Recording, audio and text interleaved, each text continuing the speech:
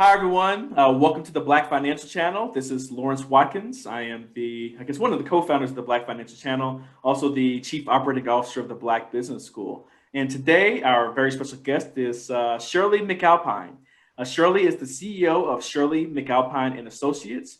It is a transformational coaching and consulting firm specializing in leadership, anti-racism, and diversity and inclusion. You can find out more about her at shirleymcalpine.com.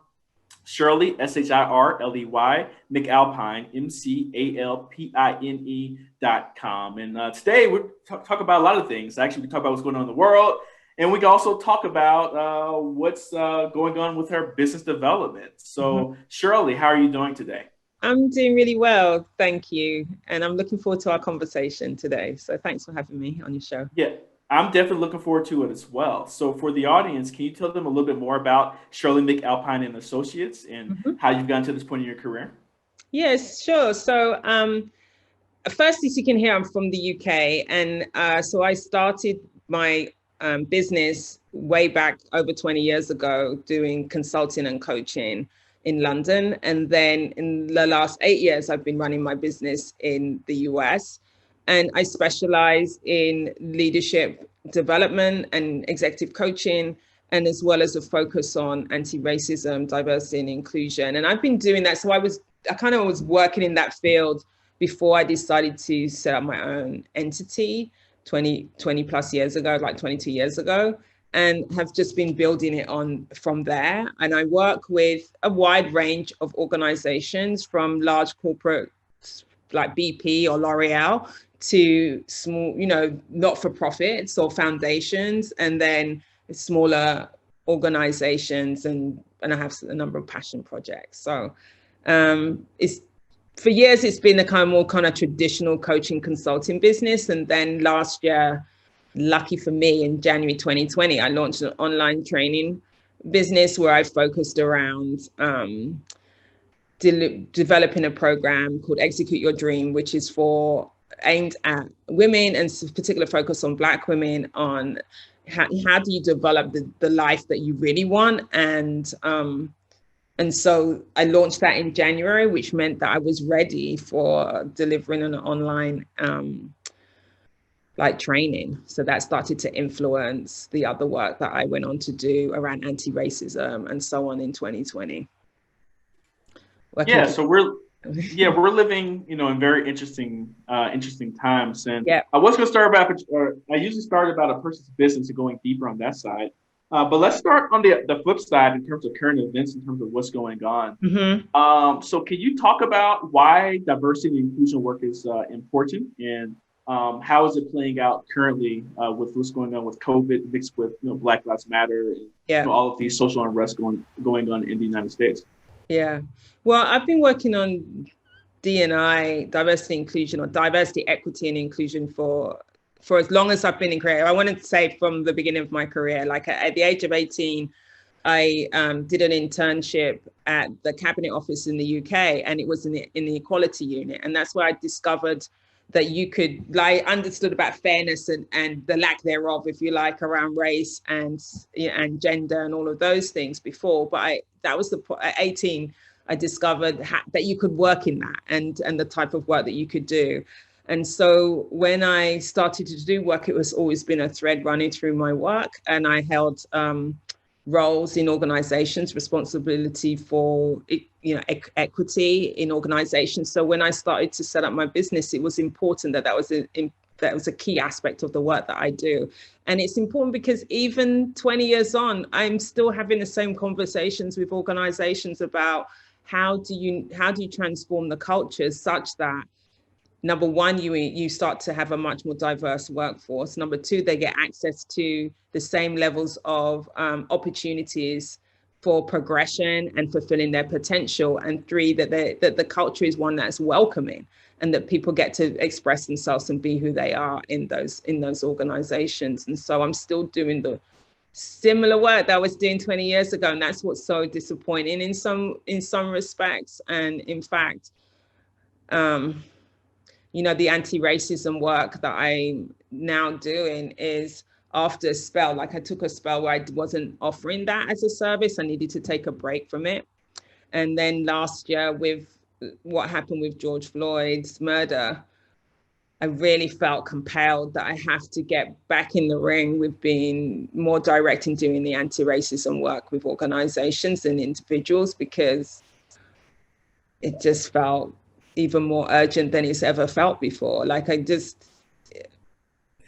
hesitate because we're the date that we're recording this, we're just 2 days after the happenings and the criminal activity and insurrection that happened in DC. And so, you know, we can't get away from it, but certainly the work, we have to keep holding people's feet to the fire to keep doing the work, because we just go through cycles of people being outraged, but not being outraged long enough to actually implement action over time. So I have the privilege of working with organizations now. I think I'm really choiceful about the organizations that I work with, because I'm testing to see how committed are they. And I know enough about what to look for true commitment to change, that there are some people and organizations that I just won't engage with working with anymore. So that's what I'd say. Yeah, I want to go deeper into that then, because I can hear some of the frustration and emotion in your voice when you talk about this, because this is something that you've dedicated, you know, over 20 years of your life to, and you've seen, or you haven't seen, the type of change that you would have liked to see, right? Yeah. So going back to that question, though, in terms of, you know, why should organizations, you know, care about, you know, this particular type of work? And do you think that it is a pathway for, I guess, you know, the Black community to make, you know, additional advances in different communities, first in the United States, but then also, you know, worldwide, you know, since you are an international, I guess, immigrant, I don't know, call it expat or whatever it is, you know, to the United States. I'm an immigrant. Just like yeah, that's what I say. I always say I'm an immigrant. Yeah. I always say an expat is just an immigrant with a little bit more money. I think it's really interesting, even as you said it, because people don't relate to, if you're from the UK, then they don't relate to as an immigrant. But I am an immigrant, you know, like any other immigrant. I mean, obviously, I came with more wealth, if you like, than some people. But yeah, so there's so many questions of why does it continue to be important, and what inroads. The word that I do is I look at what I call a systemic view, right? So it's not, look at what's the environment and how do we shift the environment such that people thrive, whether I'm coaching individual leaders or whether I'm working with a team to look at the whole organization. And organizations are critical to the transformation of, or the dismantling of, racial oppression and dismantling systemic white advantage, because it shows up in organizations. You know, people have to work, they have to, and they want to work, and they want to do their best and be their best selves. And Black and brown people should have the opportunity to be that and do that in the places where they choose to work. And for far too long, we have seen patterns of the systemic oppression and racism being playing out in organizations. So leaders have, and it's really on leaders, that they have to look at their own systems and say, what do we need to do that's different, and how do we do it, and are we willing to be courageous enough to make the changes that's necessary in order to transform how they're leading their businesses and how they're doing business. So that's the one side. And the other side is, how do we empower people to deal with the barriers that come up?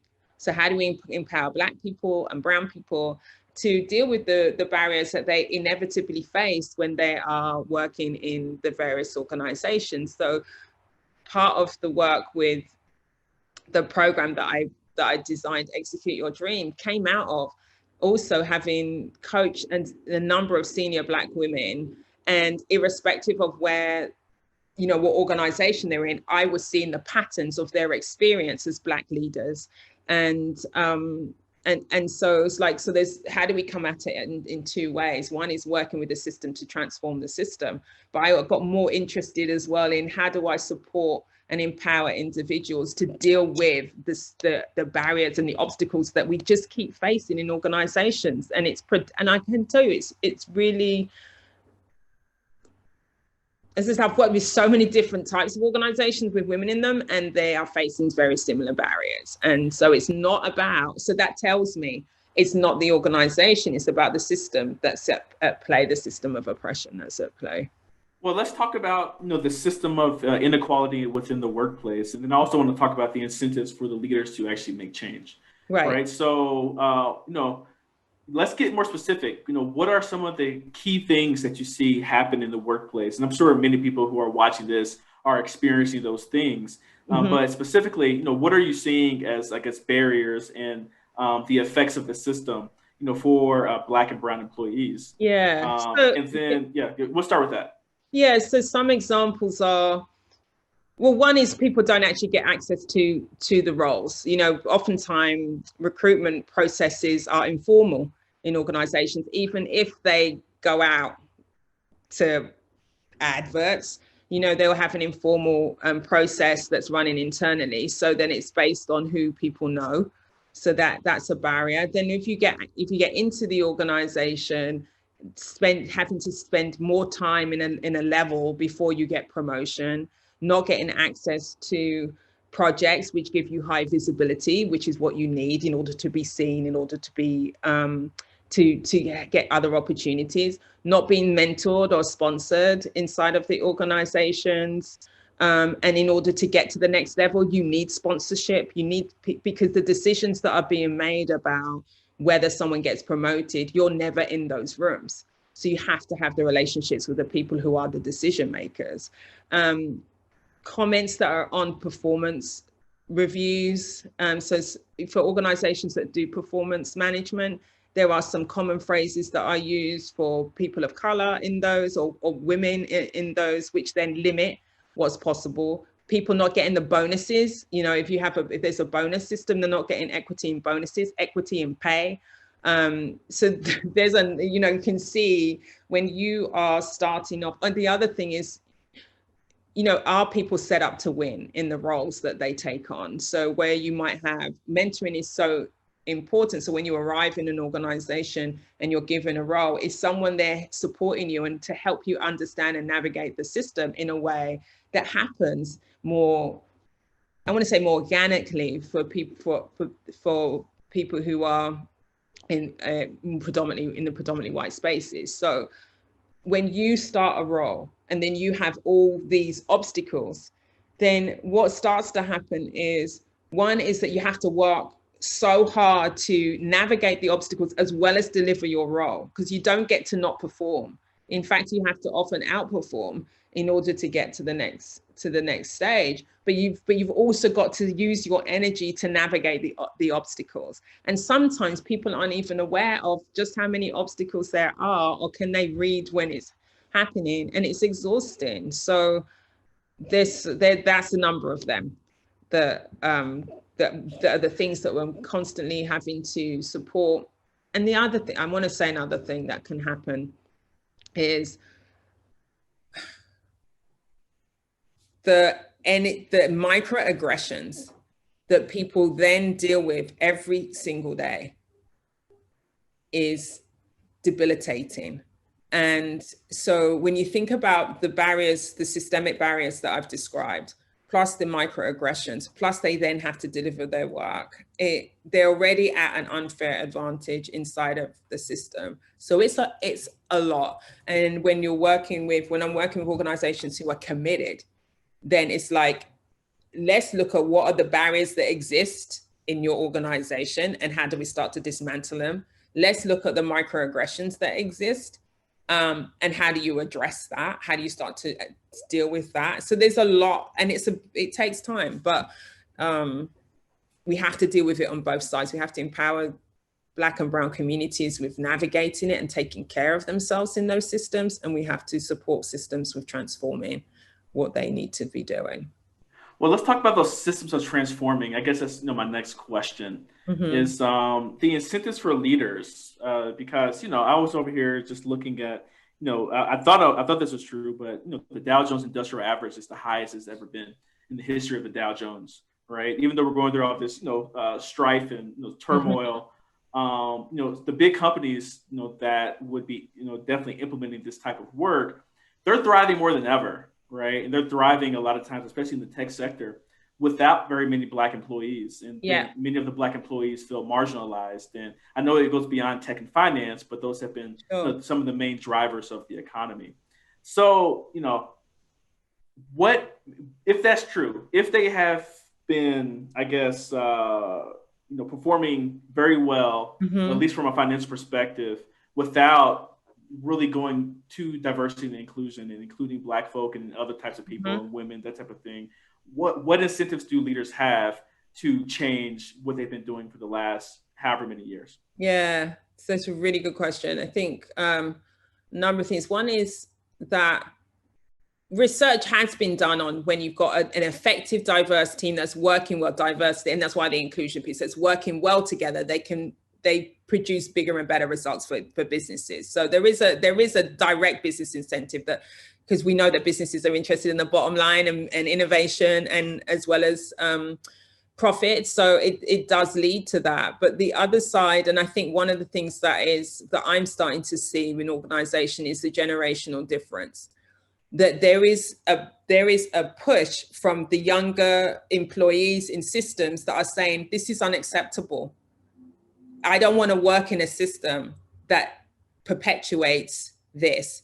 And so I think that's one of the drivers for some organizations today, because they are now going to be competing for those same people. Right, in a way that whereas historically we had people who join organizations and willing to stay in them for 10 years, 15 years, 20 years, that pattern has changed significantly and is set to continue to change, where people are just not willing to stay in organizations that long, and that will certainly walk on the basis of the environment. And so what I'm seeing is the energy of a younger populace, if you like, in the organization, demanding more of their senior leaders, and senior leaders starting to kind of say, well, actually, we need to pay attention, as well as the kind of the groundswell of activity that's happening in the environment in this moment, if in 2020, which is bringing a more moral argument. And so I think the combination of those things is having leaders stop and say, okay, what are we doing? And the third is the consumer.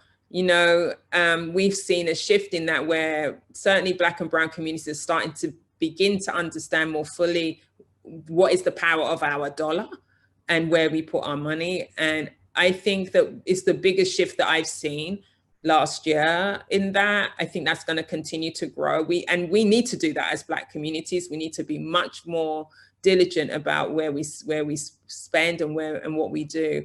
And then the third is that I'm on 3 or 4. The last thing Henceforth, the last. There we go. The last thing is when I work with systems, I'm asking them to look at the changes they need to make more broadly. So I'm not just talking about employees. I'm talking about who are your vendors, who are your contractors. Do you know what I mean? How do you do business, and how do you transform how you do business so it's inclusive?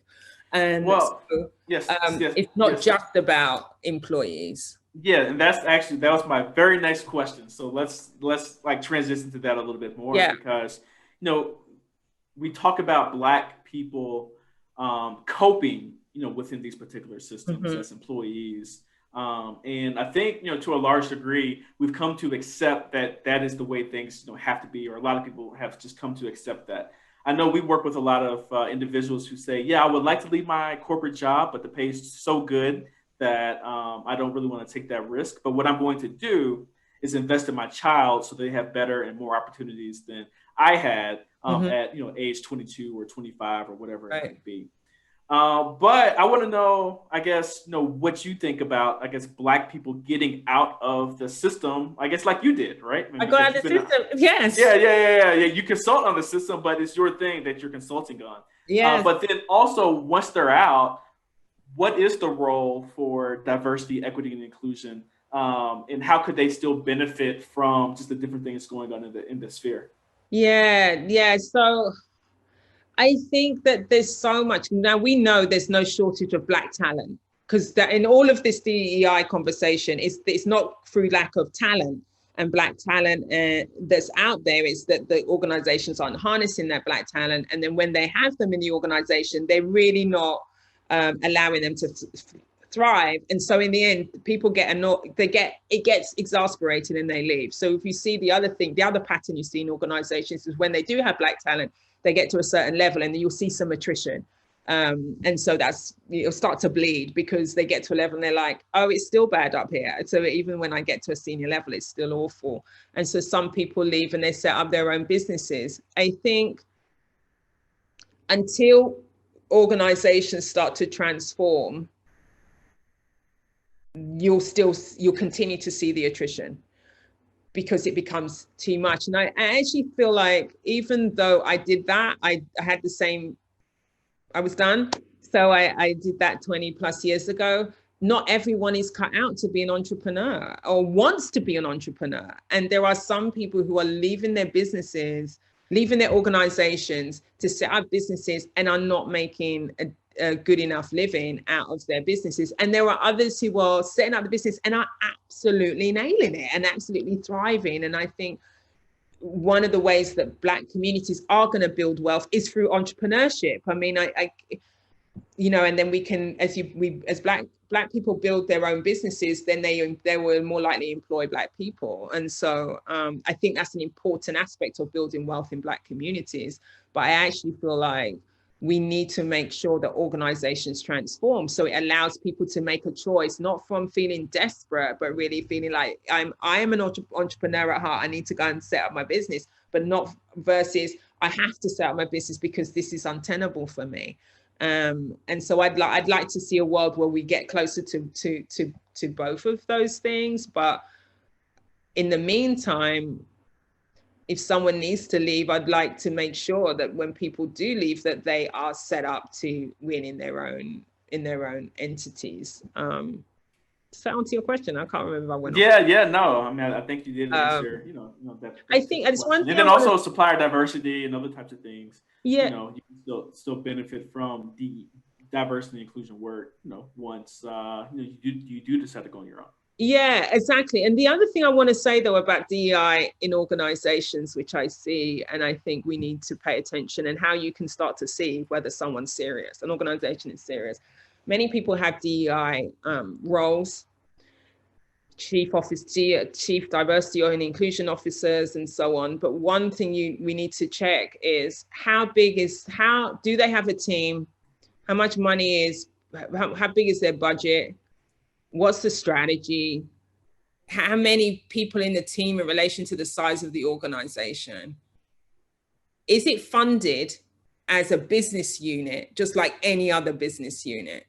Or is it underfunded? And one of the patterns that we see in organizations is having the DEI role, but not actually relating to it as a business unit that requires the same amount that it requires a budget and a strategy that needs to be implemented, and it requires resources in order to implement the strategy. So when it's under resourced, it's never going to deliver on what people expect it to deliver. And I see that pattern time and time again. So if you want to, that's one place to look. If you want to see it, is this organization serious about its commitment to diversity, equity, and inclusion? See what they're doing around their DEI function and how they're setting it up, or how they're approaching the whole strategy, and that will tell you something about it, because organizations definitely need to do better in that regard. Everyone, I'm here today with Shirley McAlpine. Shirley is the CEO of McAlpine and Associates. It's a transformational coaching and consulting firm specializing in leadership, anti-racism, and diversity and inclusion. You can find out more about Shirley at her website, shirleymcalpine.com. That's Shirley, SHIRLEY, McAlpine, MCALPINE.com. So if you all like this video, please go ahead and press the thumbs up button. Please make sure you share and subscribe to the Black Financial channel if you would like to receive more financial content like the content that we're producing today here with Shirley. Shirley, let's get into your business a little bit. So you have had your company for a really long time. You started in the UK, Yeah. and then you moved to the United States. I want you to talk about how it's like being an immigrant and running a business in the United States versus the United Kingdom. What are the similarities and what are some of the differences as a Black woman? So when I started, one of the things I want to say, when I left the UK, we didn't move with a company other than my own. We didn't move with like a big corporation or anything. So what happened was it meant that I left my clients behind, apart from one. I was working with a global company at the time. So I was able to continue that work from the US. And so by that time I'd been in business obviously for like 12 years. There are many similarities in terms of the work that I'm doing around leadership and around equity and so on, because the fundamentals around who you are as a leader and how you show up as a leader is the same, you know, whether you're in the UK or in the US. I think one of the reasons why I wanted to move, so whilst I have issues about where we are today around the issues around race and diversity and inclusion, one of the things I recognized in the UK was we were making so little progress in seeing people like me in leadership roles. And I got tired, you know, I was like, I've been working for so long and I keep going into these systems and working with leaders, and then I'll be lucky if I see a woman in the room, to be frank, and then if I see a Black person in the room, and if I see a Black woman in the room, I mean, I felt like I'd hit the jackpot one day, you know, so it was so rare. And I had, of course, I had been going back and forth to the US over the years, and I wanted to be in environments where I was more likely to meet someone like myself. And that does happen in the US. You know, I have been fortunate to meet so many more Black leaders since I've been here, and it's still far to go, but we are much further on than where the UK is, and that was a source of frustration. So even though I still had a thriving business there and it was great, you know, it's different in terms of who I get to work with. And, you know, so here I can build a business working with Black female leaders, for example, as a core part of my offering, because I can meet a lot of Black female leaders, you know, so that makes it possible. And then the other is so now I'm also the chair of Empower Her, which is a network that's at the Apollo. It's a women's network, and the money that we raise funds the education program that the Historic Apollo runs. And so through those kinds of opportunities, you get to meet so many amazing, badass women, and that doesn't exist in the same way in the UK. So that's one of the fundamentals around that. In terms of my leadership and my leadership development and leadership facilitation and personal development, personal growth, that work is similar. You know, people are, in some respects, we're unique, and in other respects, we are patterns of being human. And so those things are things that I coach people around on how to be their best selves, how to have the life that they want, how to dream big and fulfill your dreams. And so that conversation is the same in the UK as it is in the US, as it is in Angola. And when I worked in Angola, or in Lagos, or in you know, anywhere like Baku, those places that I've traveled to deliver work, those fundamentals are still the same. So that's what I would say about the differences and the similarities. So you could have, I guess, approached this work from many different directions and angles as it relates to diversity, equity, and inclusion. What made you ultimately decide on focusing on coaching and consulting as the main part of what it is that you do? And what were some of the other things that you were, I guess, thinking about? And what are some of the other things that you are going to do in the future? Yeah, good question. Well, I mean, from the beginning, when I started my career, I started, so I did my internship, as I said, in equity, and then I worked in urban regeneration. But my work in urban regeneration at the time was as a training officer, as it's called a customized training officer, and I was training long-term unemployed people to get back into work in a particular part of London that was a deprived area.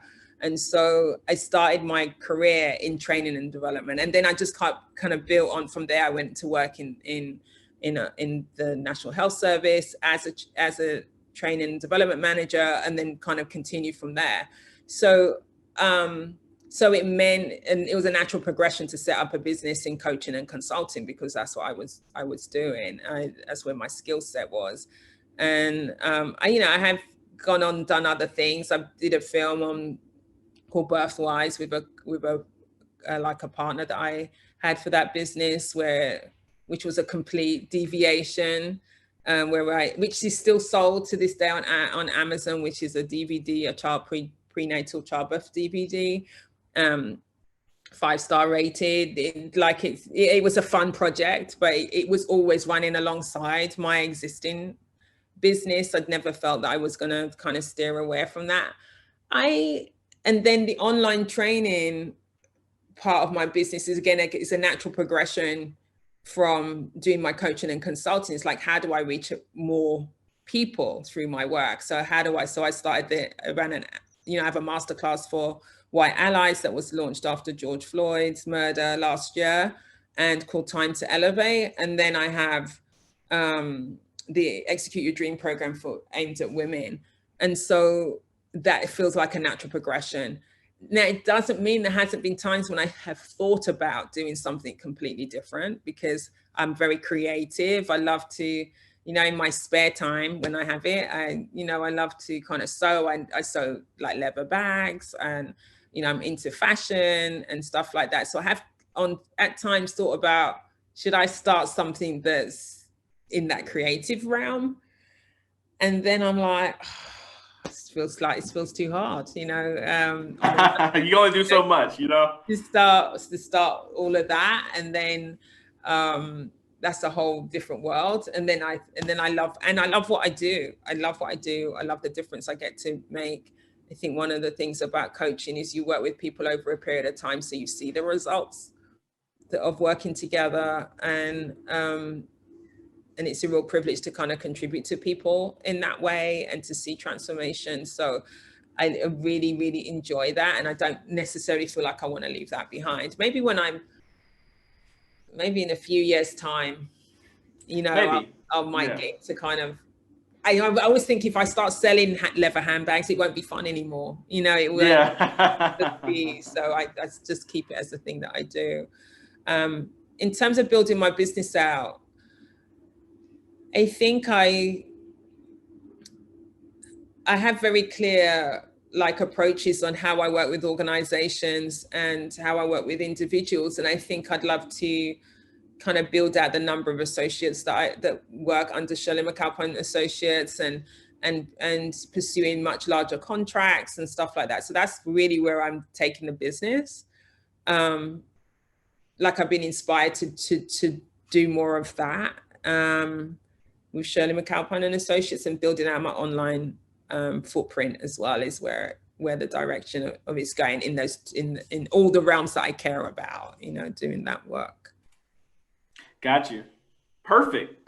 So if someone wants to use your services, and let's say they're working for a company, there's I really like Shirley, I would like to, learn more about her. How can people learn more about you and what you have to offer? Sure. So the best thing would be to reach out to me, to be honest, and you can contact me at shirleymcalpine.com. My email is my name, shirley@shirleymcalpine.com, and just let me know, and we can jump on a call and figure out if there's synergy in terms of what you want to work on and what I have to offer. So yeah, absolutely. That's the best way to get in contact with me, either from my website or just email me. I have Instagram and all of that, but the best way is there. Perfect. So before we get out of here, so reach out to Shirley, like she said, and like I said, reach out to Shirley if you have DE&I work that she could definitely work on. Mhm. You also have a new course coming out too, right, for Black women? Yeah, so my course kind of launches periodically. Execute Your Dream. So if you are someone who is committed to like living your dream life versus the life that you have, and listen, there could be nothing wrong with the life that you have, but are we really living the life that we really want? And given these times, which are really tell us how precious life is. So the program is about you supporting you with dreaming big and then getting into action on your dreams so you can have your dream life. So get in contact me with that. And I also do obviously executive coaching and coaching of senior Black women. So if you're a senior Black woman and need some support, please contact me. Perfect. So before we get out of here, Shirley, I have 5 questions that I ask all of our guests to end each interview, and I would like to ask you the same. You ready? Yep. All right, number 1, what is your favorite book of all time? Actually, your favorite business book of all time. Favorite business book? How to Be a Resonant Leader. I have never heard of that one before. So How to Be a Resonant Leader. Okay. Do you know the author? Or it's Fran Johnston and Richard Boyce and Annie McKee. Okay, I use that book a lot with my clients. Got you. Okay. So How to Be a Resonant Leader. Okay, perfect. My next question is, are there any leaders or companies that you're currently following that you would like to emulate with Shirley McAlpine and consulting or consultants? Any leaders I'm currently following? I tell you, this seems like I'm currently reading A Promised Land, Barack Obama. And I think it's a really good book. What I think is fascinating is hearing his story as the leader going through his journey in leading versus what we have been, or what I have been holding from an outside perspective. And so it's a fantastic leadership book. So I think if there's someone that I think there's a lot to emulate about how he has been so thoughtful and understands that he's taken decisions sometimes even when they weren't popular, and understood the impact that decision has on him. So I read that book, and it's probably my favorite book of 2020, or definitely top 3 books that I read in 2020. It's absolutely amazing. I mean, insightful, and I think that every leader or aspiring leader should really read that book, because it's really a case study. To me, it's a case study on leadership. Whether you agree with his policies and his politics or not, that book is definitely a case study on leadership in terms of what you might have done in some of the situations that he was going through. Because sometimes leadership is about, it's like you got a tough decision and another tough decision, and you have to make one of the tough decisions. It isn't always about the ability to do what you really want to do, and so in the time that you want to do it. And there's so many factors that come into play, and I think it's a good demonstration of that. And then when you can fulfill on the things that you really want, then you go for it. And it's about, in the moment, can you be courageous? And if you're not, the impact, there's so much in there. So I'm with you. I think everyone should read that. So that's a leader, I think. And then there's Michelle, of course, she's kind of like leader, but kind of sister friend in my mind, like a sister friend. And her book's another one where I felt more, as I read her book, I felt like I could have written it without being in the White House. Take out the White House piece, but the experiences that she shares and the journey and what the kind of challenges that she's faced, I felt like she really embodied those things that I've experienced. So that would be the other one. Yeah. Well, that leads to my next question. Who is your favorite historical figure from Black history?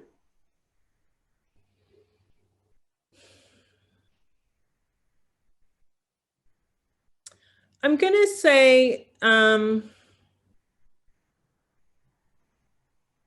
so many people running through my mind right now. I'm going to say Nelson Mandela.